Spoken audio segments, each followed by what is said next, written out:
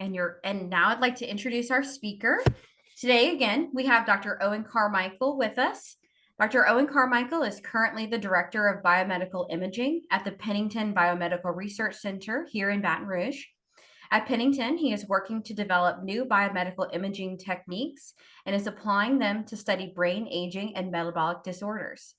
The main research goal of his current lab is to develop the non-invasive and in vivo clinical imaging methods required to characterize structural and metabolic properties of the brain, abdominal organs, fat, and skeletal muscle.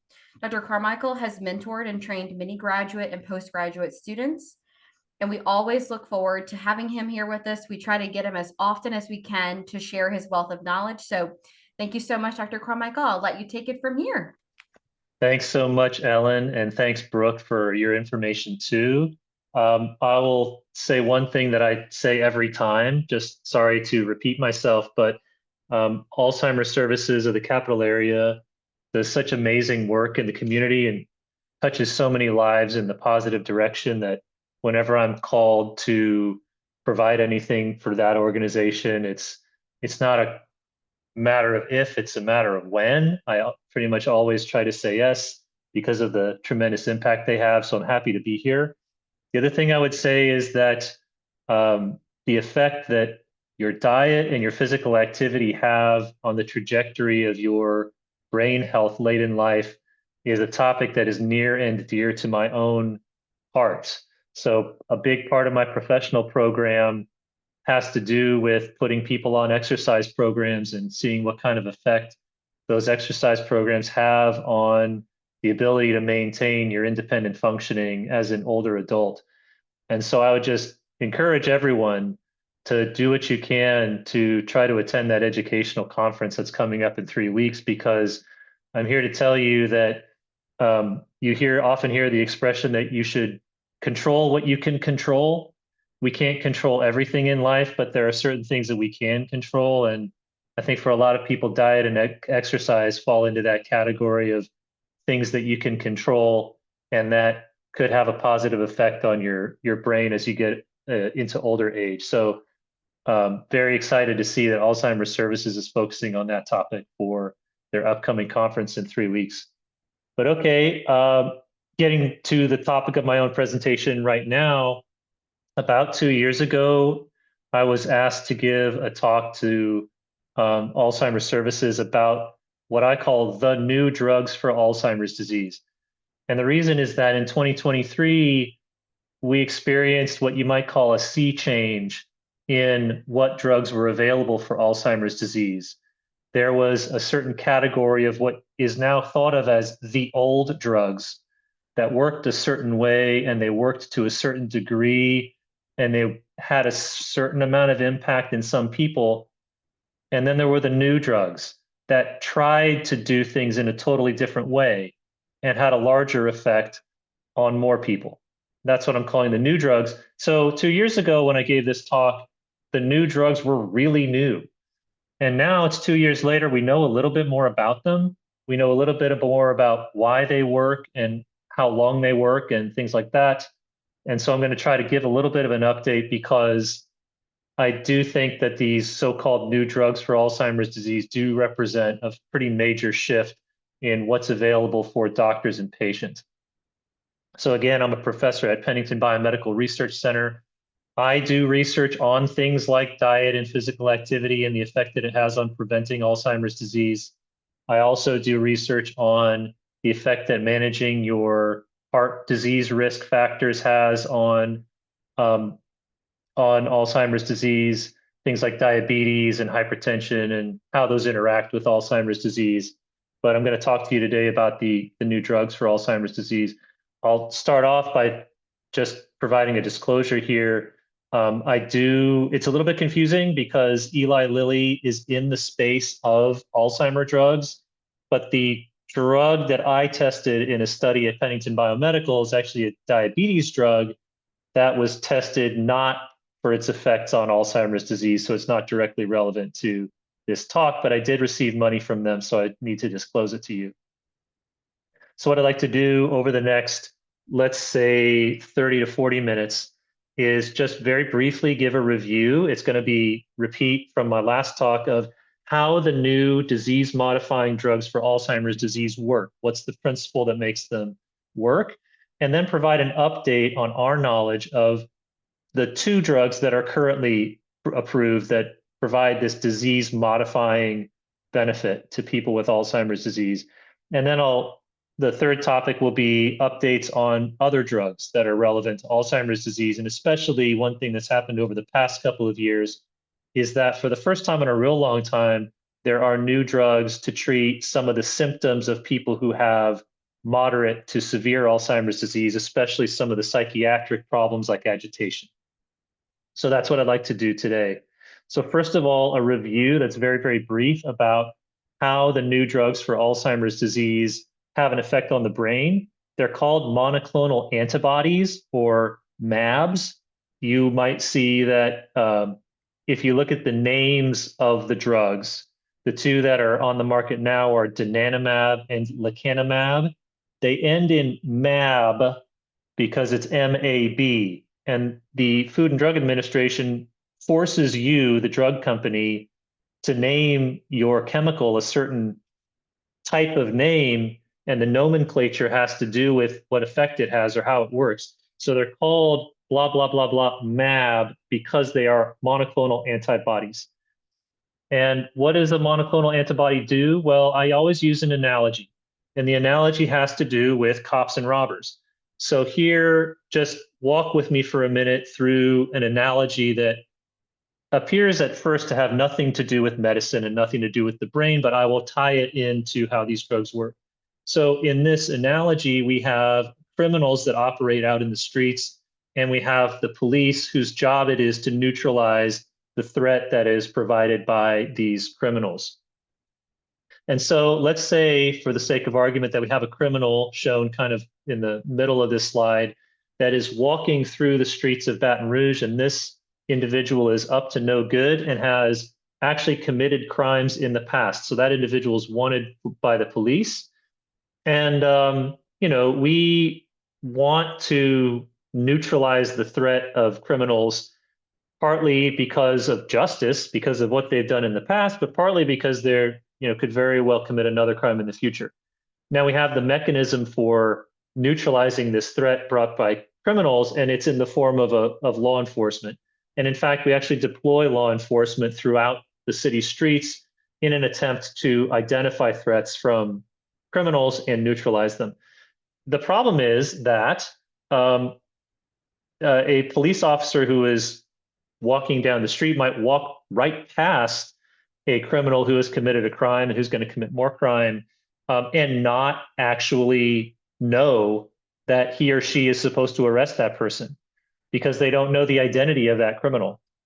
So we have a very useful tool for helping the police identify the threat and neutralize it.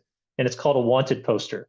I mean, wanted poster, obviously, this is sort of Old West terminology, actually putting paper posters on the wall with depictions of what the criminal looks like and so on. Now, a lot of that is electronic, obviously. The police officers will see on their laptop screen or their tablet screen in the squad car a depiction of what the criminal looks like, hair color, height, weight, clothing that the person tends to wear, and so on. But this is the critical tool that allows the neutralizing force to actually neutralize the threat.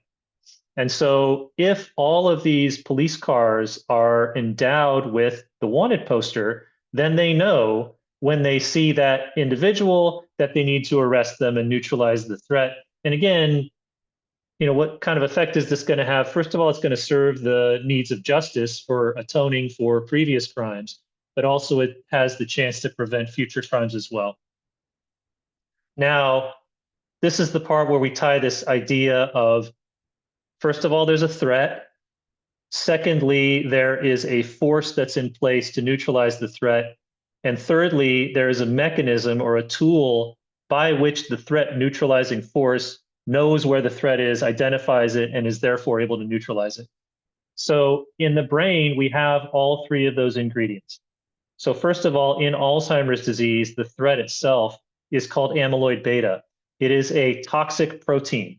Your own brain produces it, sort of through the course of the normal processing of the cells inside of your brain, but nonetheless, it's toxic.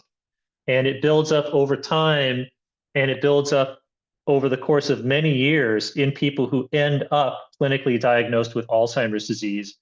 And it's believed to be one of the primary drivers of the serious mental problems that people with Alzheimer's disease end up with. So we have a threat inside the brain, and you can think it, for all intents and purposes, it's floating around inside the brain and accumulating. We also have inside the brain a system that, just like law enforcement, is there for the purpose of neutralizing threats to the brain. It's called the immune system. You have an immune system throughout your entire body, of course, and its job is to identify germs, viruses, and that sort of thing, and neutralize them the best that they can. However, the immune system has to know that the threat is a threat. And without any prompting, the immune system in your brain doesn't necessarily know that amyloid beta is toxic. It will, if it comes in contact with amyloid beta, it won't necessarily do anything about it. So here we have the brain, we have immune cells, they're perfectly competent in most people most of the time. There is a thing called autoimmune disorders, and that they're absolutely out there, things like multiple sclerosis, where the immune system gets the wrong idea and so on. But really, in most people, most of the time, the immune system in the brain is healthy and functioning and just kind of sitting there biding its time. And as I say, this amyloid beta, this toxic protein, is building up over time. The immune system in the brain doesn't know that it needs to neutralize it. So then what do we do? So we have two components. We have the threat neutralizing system and we have the threat.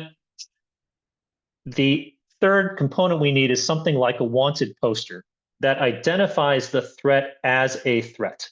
And this is called an antibody. And this is what is infused into the bloodstream of people who take these new drugs for Alzheimer's disease. The antibody you can think of as being a kind of a flag or a marker that attaches itself to the amyloid beta and identifies it to the immune system as a threat. And so the antibodies, they get into the bloodstream, they pass the blood-brain barrier, they get into the brain, and as these antibodies are floating around, they attach themselves to amyloid beta, and this you can think of as being a warning signal or a flare or a homing beacon, whatever your favorite analogy is, that says, hey, immune system, this is a bad guy, you need to neutralize it. And sure enough, when that happens, the immune system goes from being chill and sitting there to active and actively chomping down on the toxic protein. And this is the basis for how these new drugs for Alzheimer's disease work. You might hear the phrase, and I often use this phrase, that these new drugs for Alzheimer's disease are disease modifying. And the reason why we use that phrase is that instead of dealing with the downstream effects of the toxic proteins, the effects on the health of the neuron, the health of the other cells in the brain, it's actually going to the core issue, which is this buildup of toxic proteins. In a way, you can think about this as being the analog of a cancer treatment that actually kills cancer cells, as opposed to reducing swelling and helping with blood flow and all kinds of downstream things. That's why we call them disease modifying. So that's what the new drugs do. So what I'd like to do now is go through what we know about the two monoclonal antibodies that are currently on the market. So the first one is called lecanemab. And just as a review, every drug that is marketed in the United States goes by two separate names.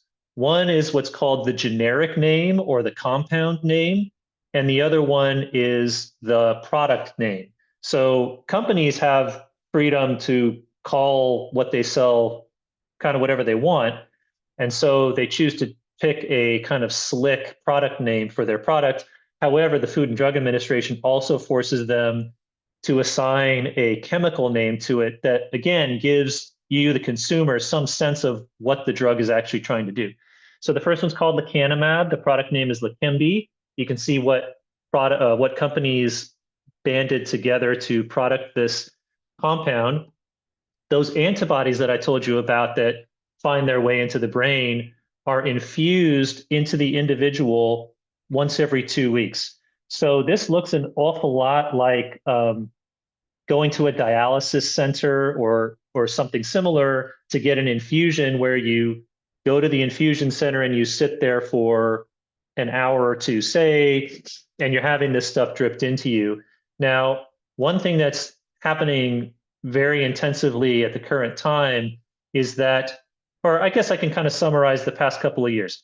Where we were in 2023 is that we knew that this once every 2 weeks infusion both had some risks associated with it and caused a slowing of the cognitive decline of Alzheimer's disease.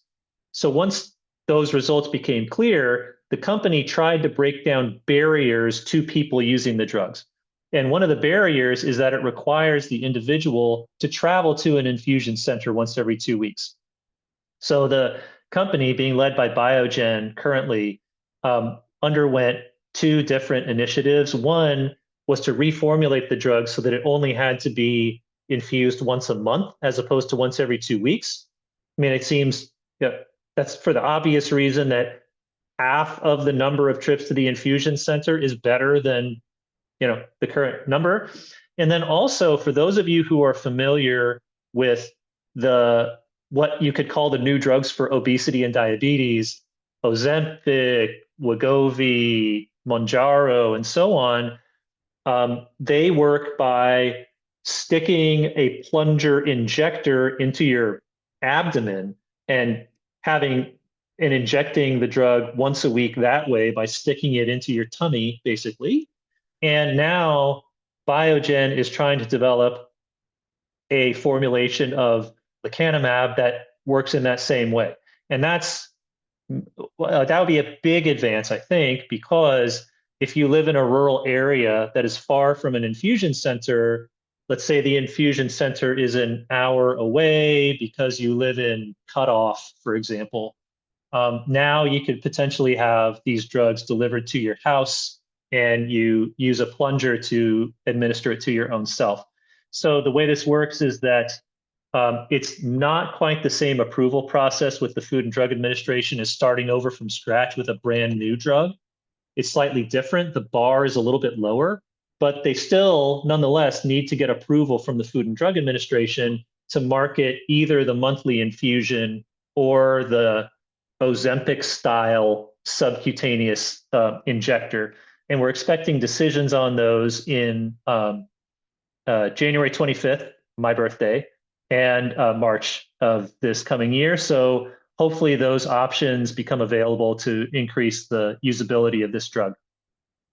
Now, in order to qualify for lecanemab, and the same thing is true of the next drug I'll tell you about, the individual must be clinically diagnosed with mild memory problems or dementia and have the toxic protein that's going to be neutralized, which is indicated by either PET imaging or by a lumbar puncture, by what we call CSF or cerebrospinal fluid measurements. So, I mean, this is the obvious thing, that if the drug is there to break down a toxic protein, this test is proving that you have the toxic protein in the first place.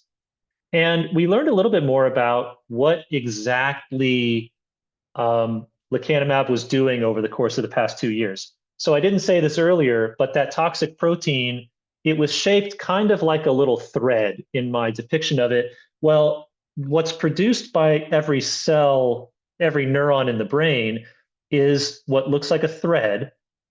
And over time, as they accumulate, these threads knit themselves into little toxic blankets.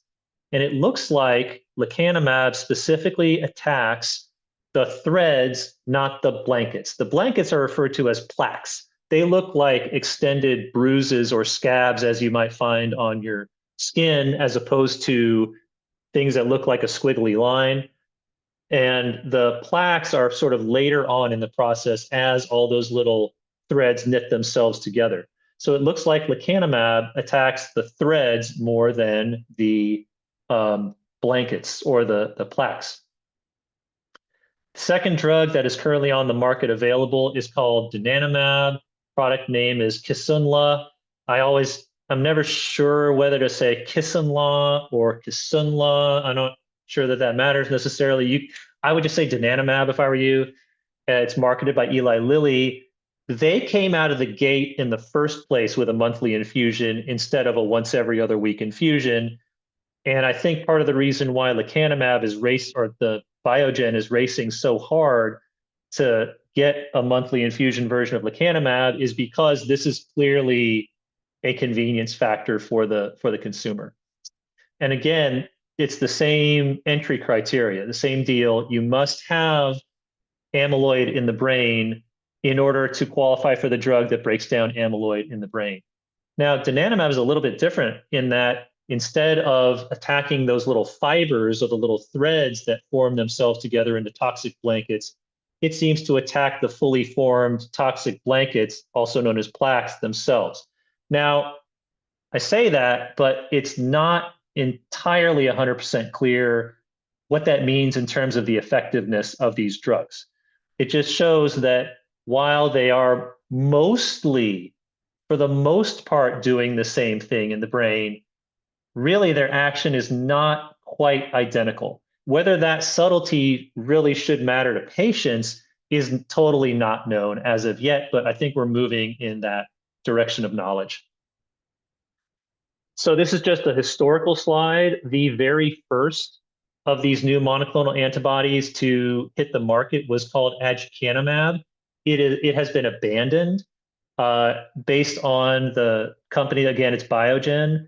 Based on their plans, they even stopped producing it so that people who had been on aducanumab are no longer able to get the drug. And there's a number of reasons for that, which I'm happy to go through in the discussion. But the bottom line here is that you can't get this drug anymore. So one thing that's changed quite a bit since the last time I gave this talk is about coverage. At first, these drugs were difficult to get prescribed by your, well, okay, getting a drug prescribed by your doctor is one thing. Getting Medicare to cover it was an entirely different matter. So both lecanemab and donanemab came out of the gate with an out-of-pocket cost that added up to tens of thousands of dollars per year. So out of reach for most normal people. And in fact, at first, the number for lecanemab was $26,000 a year. If you just wanted to open up your wallet and pay cash for it, forget it. So then the Center for Medicare Services decided that they would give an initial kind of very limited coverage for it. And it was called coverage with evidence development. That is no longer. So one of my messages at this last talk was that, yes, you can get lecanemab or donanemab paid for, but it was going to be a real difficult road and a lot of hoops for you and your doctor to jump through. That's no longer true. So now Medicare covers this drug, what we call broadly. So everyone who meets the eligibility criteria for it should have the drug covered by their Medicare plan. And that's obviously what's relevant to this group of people that I'm talking to now.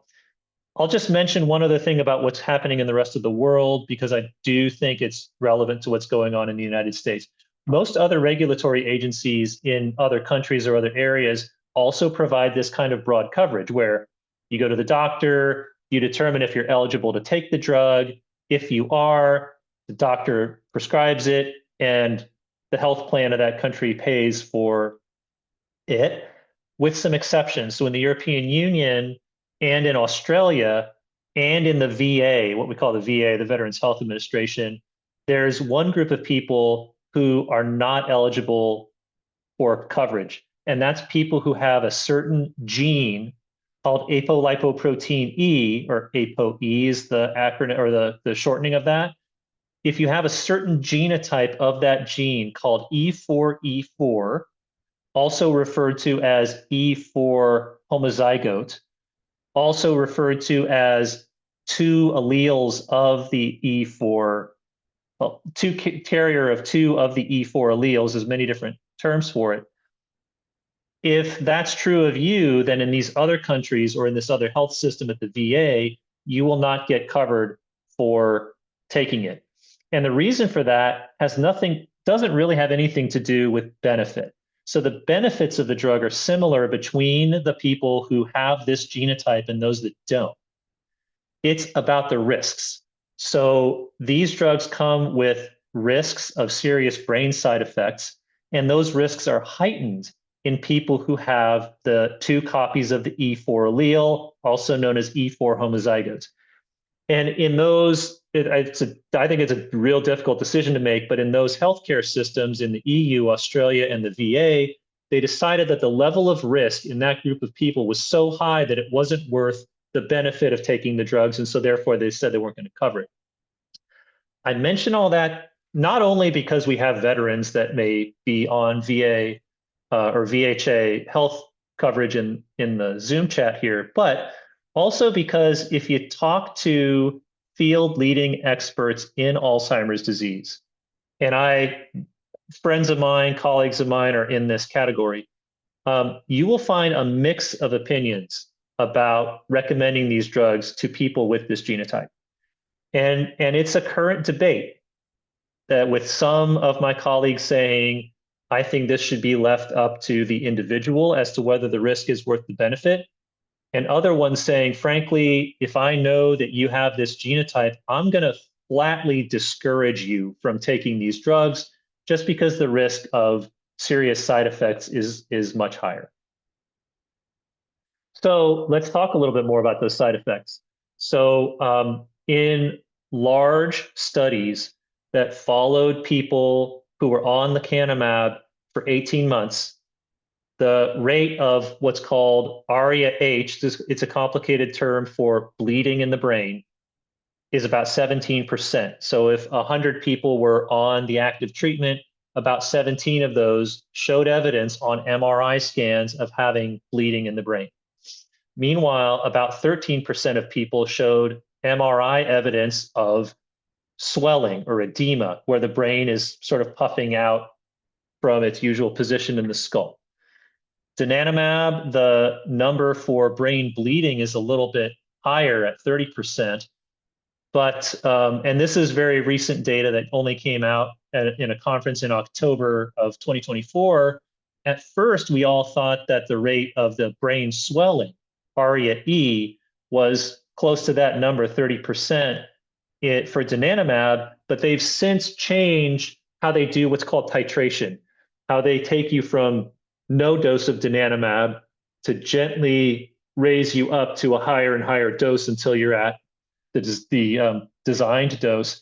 And if you do that slowly and gradually, then the rate of this brain swelling goes down to something that is similar to that for lecanemab at 14%. Now, what I will say is that, first of all, most of the people who show either of these side effects find out about it because they got an MRI scan, not because they felt anything. And the second thing I'll say is that most of these side effects go away after you discontinue the drug. Not true in everybody. There are a fair number of people who first had serious headaches, then went in and immediately got an MRI, and that's how they found out about these side effects. But for the lion's share of that are people who really didn't notice anything until they got an MRI scan and then were discontinued off the drug. And as I say, most of those people went away, not 100%. And in fact, in every one of these trials, there's 1 to 2 people who ultimately had a very serious medical event that put them in the hospital as a result of taking these drugs. But as I say, that's not the majority case. And the prospect of getting these kinds of side effects is exactly why individuals who are prescribed the drugs get regular brain MRIs throughout their treatment. Now, I will say that we focus an awful lot on those brain bleedings and brain swellings, and maybe it's obvious why we do. It's because they're very, very serious, but there are also some other side effects that in comparison to that are relatively minor and relatively common. Those include getting the infusion and feeling flu-like symptoms, sort of malaise and fever and headaches and that kind of thing. And then also, anytime there's an infusion, there's going to be some number of people that get irritation at the site of the infusion, what looks like a rash or swelling on the arm. And usually those are rather easy to get a hold of with a cold compress and discontinuing the treatment. Now, just to review a little bit about how large of an effect these drugs have, I'll present this stuff, which I presented last time, so that I can build on top of it from what we've learned over the past couple of years. So lecanemab, in its large and definitive trial called Clarity AD, had an effect on several different stages of the Alzheimer's disease process. So our current theory is that those toxic proteins called amyloid that build up in the brain, they build up in the brain, but then they trigger a bunch of downstream consequences of that. One is the accumulation of a second kind of protein called tau, and that both of these build up into an effect of causing the neurons in your brain to misfire and die. The neurons in your brain are simply just a large electrical circuit. If you know electrical circuitry, if you've ever worked on the circuitry in your house, it's like having a very, very large number of wires that are shooting electricity around in your brain. And when those stop being able to do that, you lose your ability to think. So lecanemab was shown to not just break down amyloid protein, but also reduce tau protein and cause a delaying of cognitive decline in people with Alzheimer's disease. So I would say a couple of things about this. First of all, if I just say, hey, patient, we broke down the amyloid protein in your brain, high fives, you might say, so what? I don't go to the grocery store for, my amyloid protein. I want to be able to walk around the block and go to the grocery store and visit with my grandkids and stuff, regardless of what my amyloid protein is doing. So this functional and cognitive decline is kind of where the rubber hits the road in terms of real life.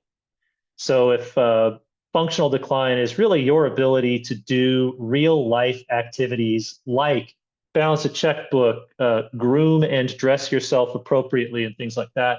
And this drug had a significant effect on all of that. Now, in terms of how we talk about effects on your real life functioning, we use a thing called the Clinical Dementia Rating Scale. And what this does is it asks caregivers to rate the individual that they're taking care of in terms of 6 different, what we call domains. So, and you can see some examples here. We'll say, okay, Mrs. Smith, tell me about Mr. Smith's memory. And Mr. Smith will be rated on this 0 to 3 scale in terms of whether he's really sharp and he remembers kind of everything all the time, that's a 0, or whether he doesn't remember anything, practically any of the time, and that would be a 3, and there are these shades of gray in the middle here. So if you do this 0 to 3 rating for 6 different aspects of how you live your life, then you can add up all of those numbers, with larger numbers being worse. And what these studies did is they showed that when you have half of the people on the active drug lecanemab and half of them being on placebo, basically like sugar pill, then everybody declines. So this is not a cure. It is a disease slowing therapy. So the people who were on the drug didn't get better, and they didn't return to how they were at the beginning of their aging years, but they slowed. Their scores got worse at a slower rate. So over 18 months, people who were on the drug had their scores increased by 1.2 points on average, which, and again, scores going up is worse. And at the end of the study, the people in the placebo group had their scores go up by 1.66 on average. So in other words, the score change was about a half a point better in the lecanemab group. And this is something that I always, maybe the very first thing to say to anybody who's considering getting these treatments, is that they're not a cure.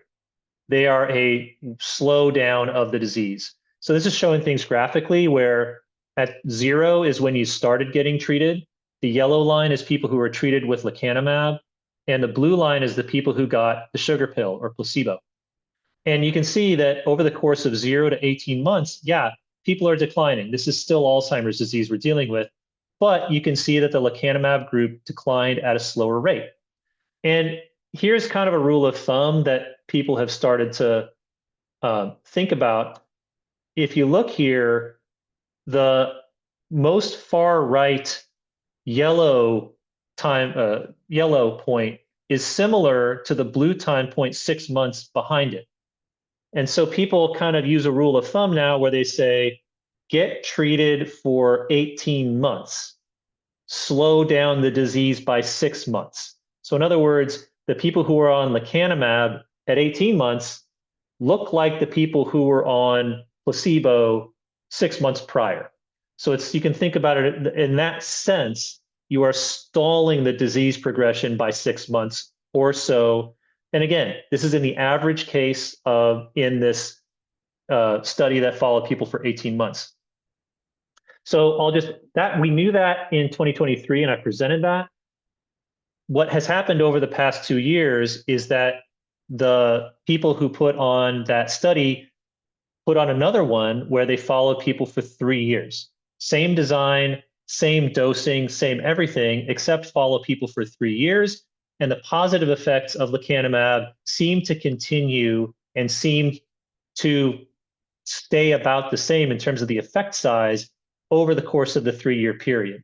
So I've just told you that after 18 months, there's about a 0.5 point difference in score change between lecanemab and placebo. And after 3 years, the difference was about double that.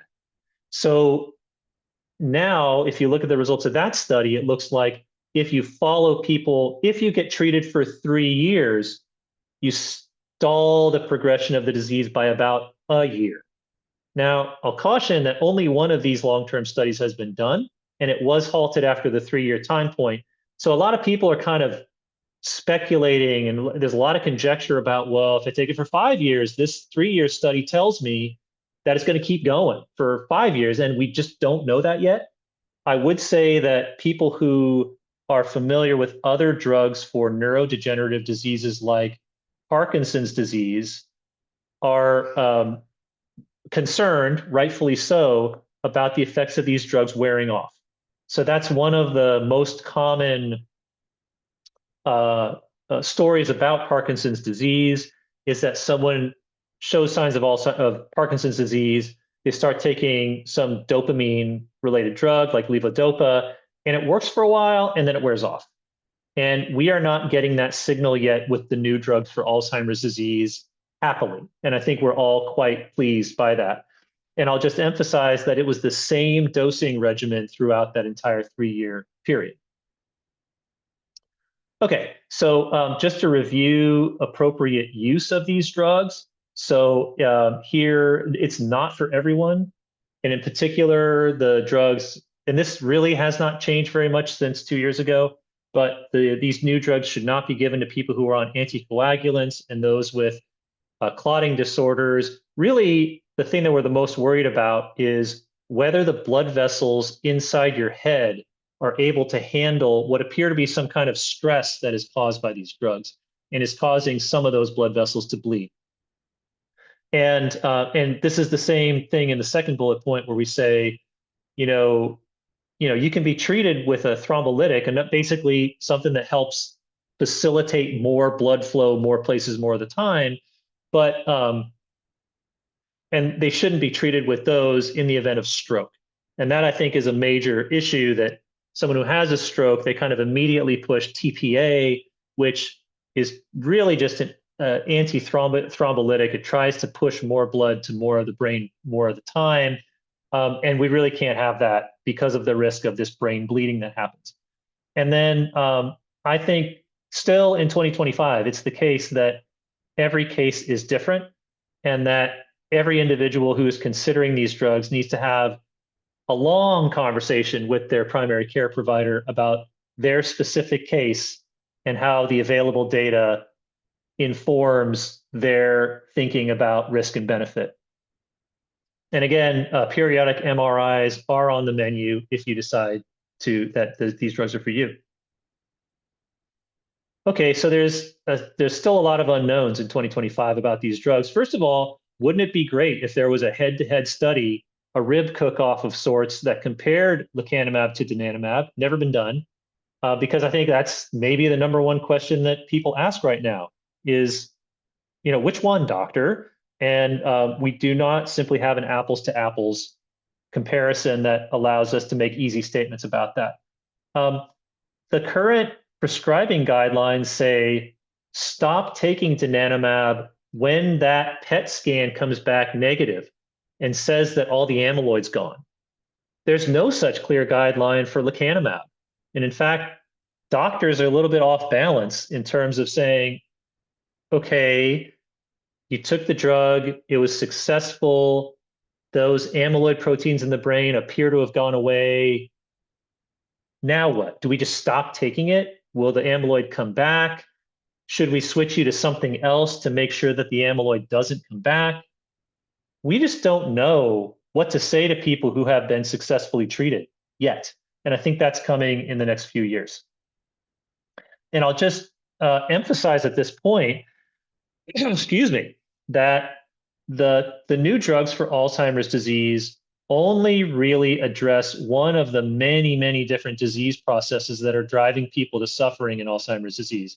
So here is a paper from a very mainstream source that talks about all of the different biological processes that cause mental thinking problems in Alzheimer's disease. You can see there's 8 of them. And really, we are zeroing in on just one of them. Well, what about the other 7? I think there's still a lot to be learned. And maybe the long-term view is that if donanemab only slows down the disease a little bit, maybe we need to tap into some of these other biological pathways and do cocktail therapies of the type that turned HIV from a death sentence in the 1980s to something you can live with for a very long time in 2025. One more thing about drugs, and this is what you might call not disease-modifying therapies or symptomatic therapies for Alzheimer's disease. There have been some new approvals, which I think is kind of exciting. One thing that happened at the FDA is that they recognized a new indication for agitation among individuals with Alzheimer's disease. So people throughout the lifespan can have agitation as one of the symptoms of their mental health problems, but agitation as it occurs in Alzheimer patients is really its own somewhat unique entity. And I think maybe some of you who are caregivers can relate to that comment that when your Alzheimer patient gets agitated, it's not necessarily exactly the same thing as a child or a young adult becoming agitated. So the Food and Drug Administration recognized that and started approving drugs for the specific diagnosis of agitation in Alzheimer's disease. And those are listed here. So the first one and the third one are drugs that are newly added to the market to deal with that agitation. They are neurotransmitter stimulators. And if you see these complicated words, the serotonin 5-HT1A receptor, those are neurotransmitters. And these are the types of drugs that stimulate those receptors in the same general kind of way that antidepressants have for the past several decades. In parallel to that, there is a new drug called benzgalantamine that I would say is similar to the old style of Alzheimer drugs. It's what's called a cholinesterase inhibitor. It is the second cousin of Aricept, for those of you who are familiar with that, or memantine, where what it's trying to do is rev up the overall level of activity throughout the brain without addressing the core issue, which is that toxic amyloid protein. So confusingly enough, we've all heard of Ozempic because it's been in the news. Everybody's taking it. It's hard to get. TikTok influencers are scarfing up all the supplies of Ozempic, so on and so forth. Confusingly enough, it appears to be helpful for maintaining cognitive function in Alzheimer's disease as well. No one's sure why that is necessarily true, but clinical trials are ongoing to look at the effects of semaglutide in preserving cognitive function in Alzheimer's disease. There's another monoclonal antibody that looks like it's getting ready to be approved called remternetug. And then there's a totally different type of molecule called buntanetap that suppresses multiple chemical processes that lead to amyloid formation in the first place. And it's interesting because this is an approach to disease modification that was largely thought to fail in the early 2000s, but this is kind of a new tack at that. So I'll just close and open it up for questions by saying we're learning more about the two approved disease-modifying therapies for Alzheimer's disease. We're learning how long they work and how effective they are. Insurers now broadly cover those drugs for most patients. So if you are on Medicare and you just disqualified thinking about it because you thought it was expensive, it may be time to rethink that. The drugs are being improved in various ways in terms of how they're administered and how often they're administered. New drugs are on the way, and it's still true that there's much more that we don't know than what we know. So with that, I will open it up for Q&A. Thank you so much, Dr. Carmichael. I'm always so intrigued and impressed at your ability to take this information that is scary a lot of times, really overwhelming, and you're just so good at helping it to be understood by anybody. You're just such a true educator, and it really shows. So thank you so much for providing all of that information to us. Thank you. We do have a lot of good questions in the chat, so we'll just kind of go through them. The first one says, any thoughts on Memoforce? I'm not familiar with that one. I assume that it is more of a nutritional supplement. If I'm getting that wrong, then please let me know. I'll say that the nutritional supplement world can be quite confusing because it's not regulated the same way as the pharmaceutical market is.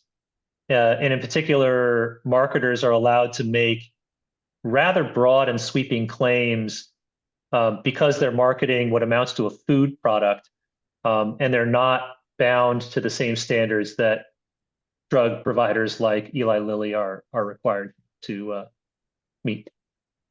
Thank you. And she did add in the chat that that is a nutritional supplement. Yeah. I'm not familiar with it. Okay.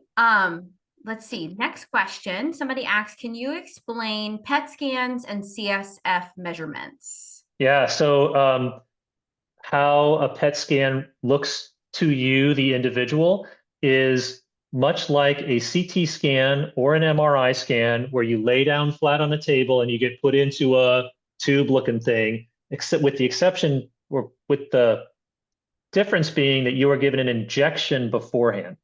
So that injection puts a marker inside of your bloodstream that goes into the brain.